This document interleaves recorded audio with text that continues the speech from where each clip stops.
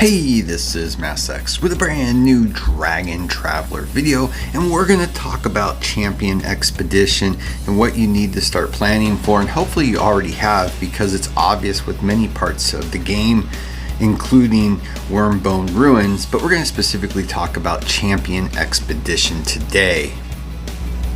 Now, if you've been watching any of my videos, you know I've been speedrunning this game.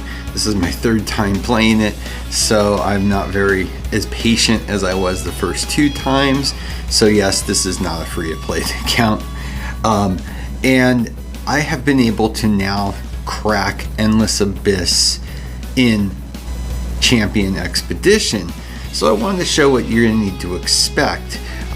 So first off, in the biggie that you're going to have to know is you are going to be limited in your faction usage for each particular one, and it's, you know, as straightforward as you could believe. But if you go into challenge, it is going to take off those characters that are unavailable, crossed off, and we'll show you what is available. So, and this goes with lots of aspects of this game already, you really need to have teams for each faction. They don't all have to be SSR pluses, they don't all have to be even SSRs, but you really should plan on building out 6 characters for each faction that are going to be usable, and of course take advantage of the systems available, so you don't necessarily have to, you know, get them all maxed by no means.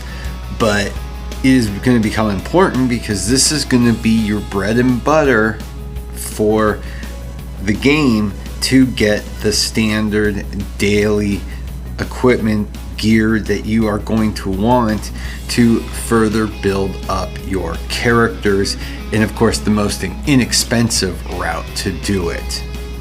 When you're doing it too, you should really be paying attention to the reward drops each day, because they will tell you what day each gear is dropping. So for instance, today is Thursday, so boots will be dropping if I'm lucky enough to get any. And of course, on Sundays, it's a free-for-all. It can be anything. Weaver Queen has actually been a little tougher for me. The one I did yesterday, I was able to do almost double the damage I'm able to do today on Weaver Queen. But the play itself is not going to be different. But you also, which I didn't point out, may notice that this is going to even affect your worm that you're using, so you're even forced to use the particular one. So yeah, so I just, you know, I've been working on 2 of them, but not the others. I just star them up as I get free pieces and I accumulate enough. So that's also something that and again, this is long game discussion. Don't sleep on it. You know, just keep evolving everything slowly but surely. But the gameplay itself is no different, of course, and you are not going to be able to, at least from the way I read it, at this point, this is a perpetual just maximize damage level, so you're not going to actually ever kill this boss. The point is, of course, doing as much damage as possible. And as I stated earlier, this particular faction is not as built up all the way around, but again, it's still playable. So that's why it is important that you really do take the time to start planning out 6 characters for each faction, because you're going to want to be able to farm this. Now again, if you don't have the resources, don't go out of the way. You can always sit and sweep on the one prior until you think you've got enough of justifiable damage that you can do to make it worth it. So I wouldn't stress on that. But again, there are other places in the game that you need specific factions only, so it doesn't hurt anything. So let's see if we got anything. Nope. That's okay.